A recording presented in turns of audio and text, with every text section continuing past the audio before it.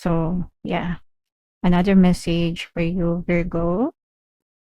Blessed, wow. So, ikaw ay pinagpapalang lubos. Eto guys, i-mind nyo na to, angkinin nyo na to mga kapiksi.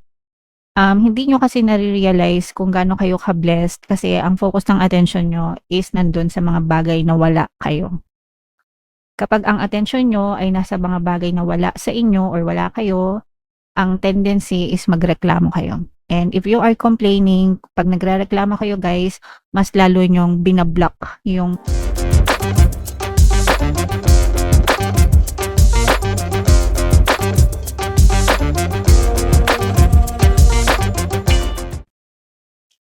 Hello guys, hello Virgo, welcome back to Pinoy Pixie Tarot. Ang pamagat ng episode natin for tonight is messages from the universe para ngayong August to September guys, para sa Virgo, Sun, Moon, Rising sign and Venus. So unahin natin tong deck na to. Ito yung mga angel messages para sa inyo mga kapiksi or mga message from the universe. Kung ano lang yung makaresonate guys, take that message. So yung first message, Virgo, time to go guys. No, it's time to go. It's time to move on. Huwag nyo nang parusahan yung sarili nyo. Huwag na kayong ma-stuck sa past guys, no? You have to learn to forgive. Mga kapiksi, forgiveness, acceptance guys. Tapos na. Yung mga nangyari na, you have to release them guys. Kasi yan yung mga reason kung ba't na-stuck kayo. And kung bakit hindi kayo nagkakaroon ng progreso sa buhay. So, give yourself a chance to be happy again, to be peaceful again, to be alive again, guys, no? Life is so short para magmukmok tayo, para sayangin natin yung buhay natin. Give yourself another chance, Virgo. Okay? Alright, another message, guys. Ito naman ay pagkilos mga kapiksi. This is the best time for you na para kumilos, guys, no? Take action. Anong saysay ng mga plano nyo?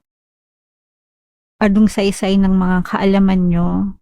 Kung hindi naman kayo kikilos. Diba? Palagi ko nga sinasabi sa inyo ang kaibahan ng mga taong nakakaalam sa taong nagwawagi ay nasa pagkilos. So, kailangan kumilos kayo ng naaayon sa mga desire nyo, Virgo. Next message, guys. Ito habang nagmamature tayo, habang tumatanda tayo, dapat nagmamature tayo, guys, no? Dapat natututo tayo ng mga lessons. Dapat alam natin kung ano yung mga tama at hindi tamang gawin. Wag na natin ulitin yung mga kung nagkamali tayo, 'di ba? It's already a lesson na dapat wag na nating ulitin, wag na natin gawin ulit, mga kapiksi, okay? And para maiwasan natin yung mga pagkakamali na yun, guys. So, yeah. Another message for you, Virgo. Blessed, wow. So, ikaw ay pinagpapalang lubos. Ito guys, i-mind nyo na to, angkinin nyo na to mga kapiksi.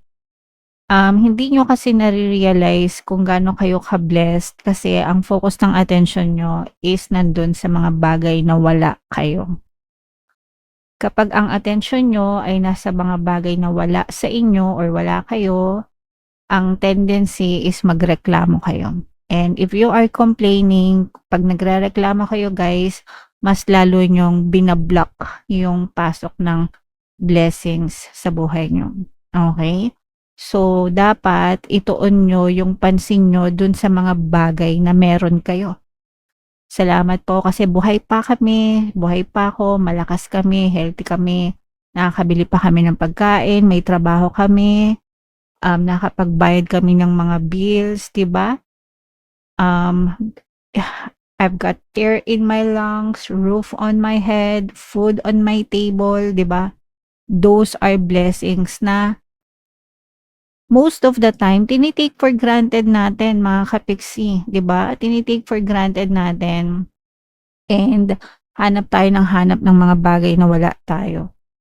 So, shift your attention dun sa mga bagay na meron kayo and you will understand how blessed you are and be grateful.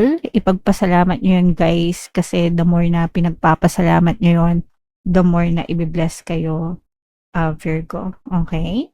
Alright. Another message for you guys. Pagbabago, these are changes, mga kapiksi. Maaaring may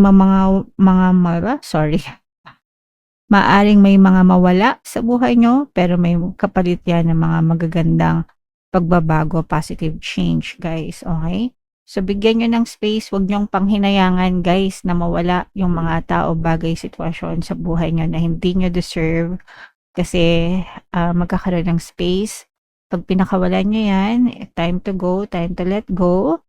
Mabibigyan ng space sa buhay nyo yung mga tao, bagay, sitwasyon na deserve nyo naman, Virgo.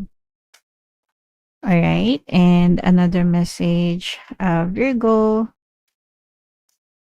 Ito naman ay nalulungkot, no? For some of you guys, pwedeng nakakaranas kayo ng kalungkutan, medyo nag-i-emo kayo, and that's fine. Minsan talaga nakakaranas tayo ng ganyan dahil tao lang tayo. At saka yung panahon ngayon sa Pilipinas, no, umuulan, it's very depressing talaga kasi walang araw, guys, no? The sun is the source of our energy, mga kapiksi. So, it makes sense na medyo malulungkot tayo kapag puro ulan, yung langit ay kulay gray, 'di ba? So malungkot talaga. But for some of you, pwedeng nangungulila din kayo, pwedeng malayo kayo sa mga pamilya nyo, or yung iba nag-i-emo na feeling nyo nag-iisa kayo, guys, no? And that's not true, mga kapiksi, no? Kasi never tayong nag-isa. We all have our spirit guides, guys. Bawat isa sa atin ay may mga spirit guides mula nung pinanganak tayo. So, ang role nila sa buhay natin ay gabayan tayo, protektahan tayo, and tulungan tayo sa panahon ng ating mga pangangailangan.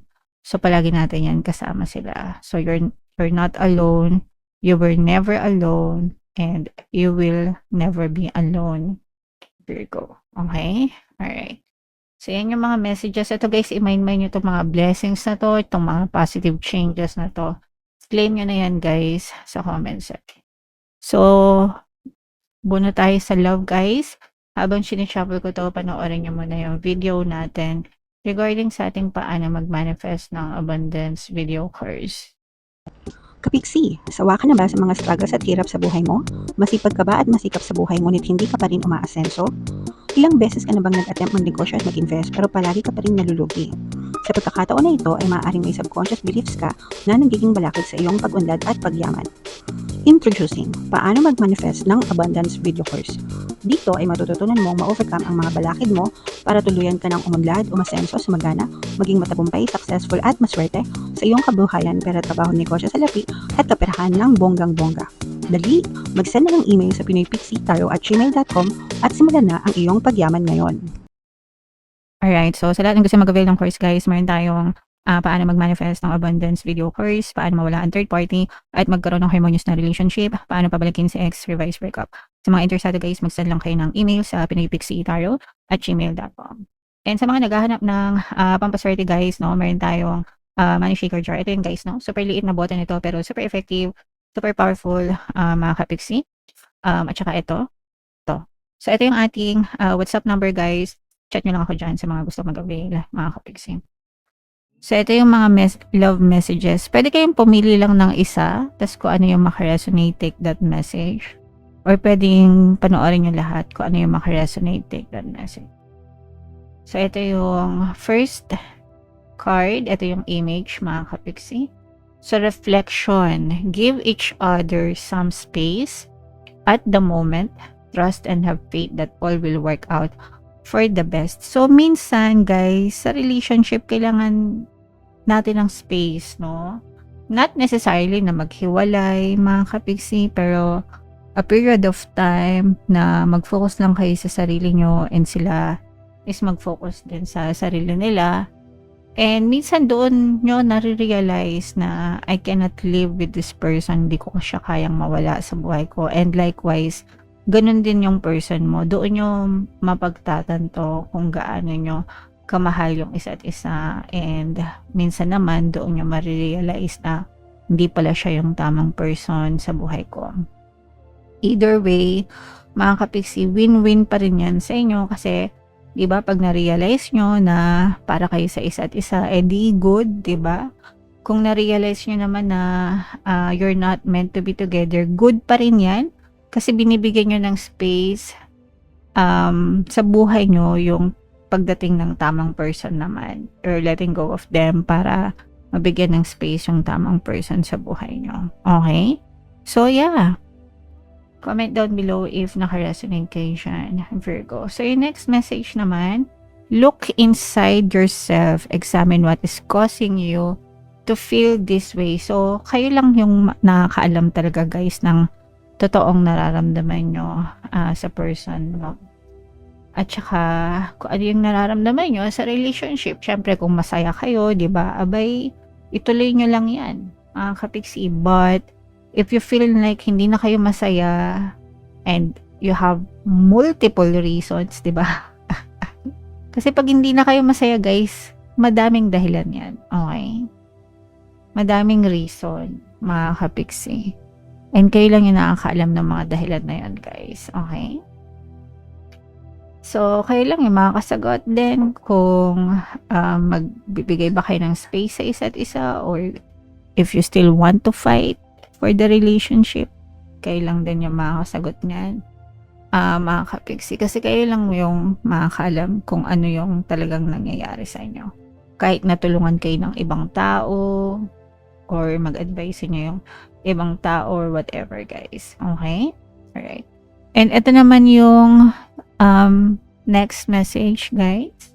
Ito yung image ng card. Give thanks for the blessings of love soon to come your way.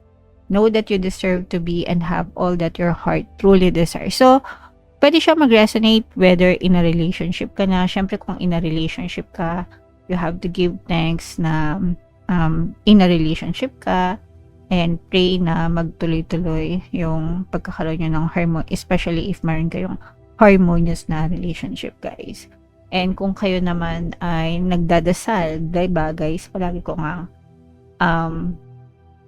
sinasabi sa inyo na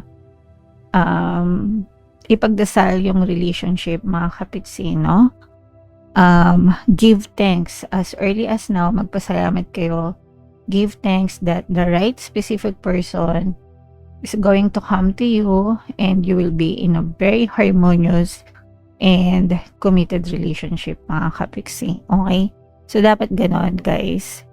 And, pag ipagdadasal nyo, guys, ipagdasal nyo na yung lahat ng gusto nyong makita sa specific person nyo. Syempre, mabait, mapagmahal, maaruga. Di ba yung mga looks bonus na lang yon kung gusto nyo ng malaupa, di ba? Mga 6-footer, ganyan. Depende sa inyo. Pwedeng ibang lahi, di ba? Kanya-kanya tayo ng preference, mga kapiksi. Pero, yeah, malalaman mo. Hingin mo na, guys, no? Ilista mo na pagdasal mo, hingin mo na kay universe kasi imamatch lang niya yung mga dasal nyo palagi, Virgo. Okay? Alright. So, yeah. Comment down below, Virgo, if naka-resonate kayo dyan, and lahat ng mga magaganda, guys, i-mind nyo na sa comment section, Virgo.